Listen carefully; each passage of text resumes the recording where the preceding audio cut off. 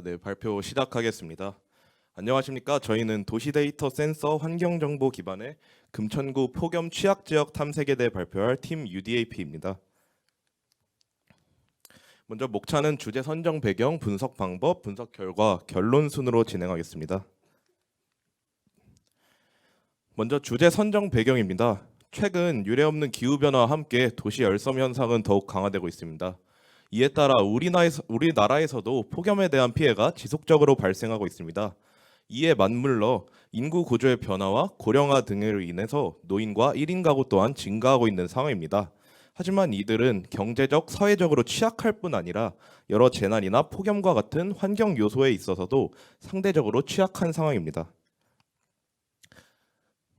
이런 상황에서 저희가 선정한 대상지인 금천구의 경우에는 폭염 취약계층을 포함한 누구나 쉬어갈 수 있는 무더위 쉼터를 운영하고 있습니다. 하지만 코로나19의 확산과 주민들의 낮은 관심과 같은 이유들로 인해서 실효성이 낮은 상황입니다. 저희는 이를 기반으로 스마트 서울 도시데이터 센서의 환경 정보를 활용하여 금천구의 폭염 취약계층에 대한 피해를 예측 및 금천구 센서를 이용한 문제 해결 방안에 대한 인사이트를 도출하려고 합니다. 그리고 저희는 이 과정에서 기상청 센서 데이터 대신 에스타 센서 데이터를 이용하였습니다. 에스타 센서 데이터는 측정 센서의 개수가 더 많고 더 미시적인 분석이 가능합니다. 또한 빠르게 최신화되는 장점을 가지고 있습니다. 저희의 분석 과정입니다. 먼저 공간 데이터와 지리과정 회귀 분석 변수를 수집하여 각각의 전처리 과정을 거치고 데이터를 격자에 할당하고 분석에 부적합한 변수를 제외합니다. 이후 분석 과정을 거쳐서 결과를 취합하고 취약 지역을 도출 후 해결 방안을 탐색할 예정입니다. 먼저 데이터 가공 과정입니다. 저희는 먼저 행정구역 기반의 공간 데이터를 바탕으로 격자별 가중치를 고려하여 데이터를 분배하였습니다. 보통의 연구에서는 행정구역을 기반으로 진행을 하지만 저희는 좀 더 미시적인 접근을 하기 위해서 금천구를 수천 개의 100m, 100m 격자로 쪼개서 분석을 하였습니다. 그 이후에는 이상치 및 결측치를 확인하여 데이터에서 제외 후 보관법을 이용하였습니다. 격자 기반 데이터셋 변환 과정에서는 인구 관련 요인들은 주거 건물의 연면적 가중치로 분배를 하였고 이외의 데이터는 격자별로 취합한 후에 비율로 표시를 하였습니다.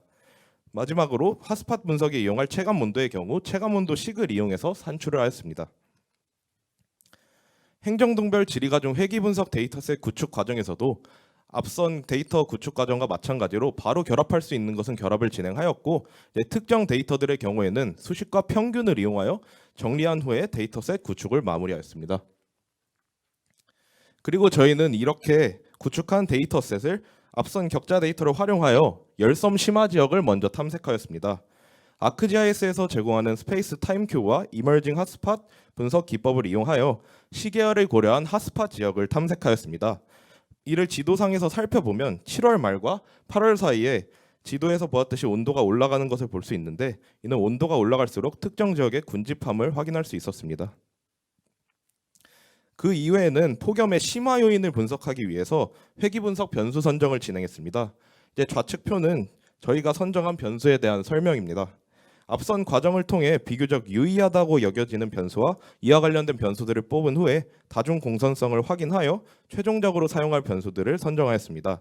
이 변수들을 통해서 OLS 회귀를 진행했을 때는 설명력이 너무 낮아서 모델의 개선이 필요하다고 느꼈고 모라나이 지수 확인을 통해서 공간 자기 상관성이 있음을 확인하였습니다.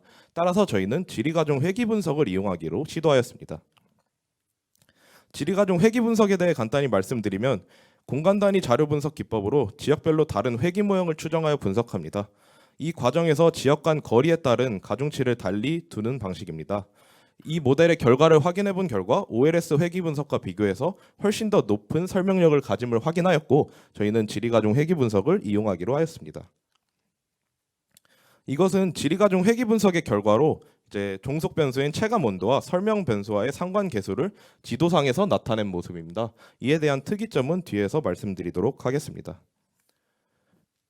이와 같은 결과물을 종합하여 종속 변수인 체감 온도와 영향 요인인 각 설명 변수들이 어떠한 관계를 가지는지를 파악하였습니다.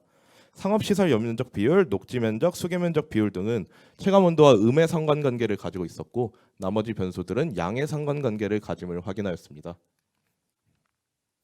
그 이후에는 취약 지역 우선순위 도출을 위해서 교차 분석 방식을 진행하였습니다.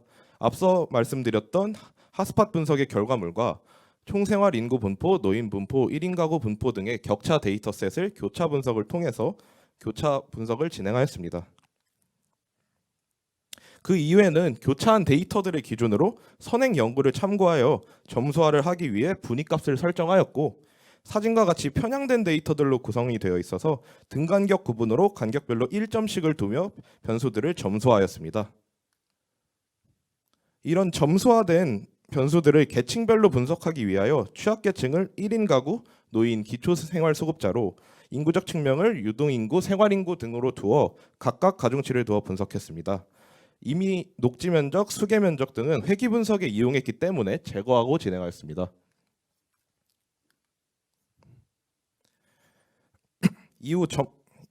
이에 따른 분석 결과입니다. 분석 결과 시 대부분 비슷한 결과가 나타났으며 크게 두 개의 밀집 지역으로 나타났습니다. 특히 두 개의 지역 중 아래에 있는 지역은 취약계층에 가중치를 부여했을 때 점수가 매우 높게 나와 저희가 연구에서 가장 중요시 여기는 취약계층에 대한 문제가 가장 심각함을 확인하였습니다. 이를 우선 개선 지역으로 선정하고 실제 로드뷰를 통해서 살펴보았습니다. 아래의 사진이 그 로드뷰의 지역 사진으로 상업시설 밀집 지역과 아파트 단지의 모습을 확인할 수 있었습니다. 이 교차 분석 결과를 기반으로 회귀 개수를 통해 알아낸 요인별 체감 온도와의 상관성과 선정한 최우선 개선 지역의 각 요인별 현황을 비교하여 각 지역별 온도를 높이는 이유와 현황을 분석하였습니다.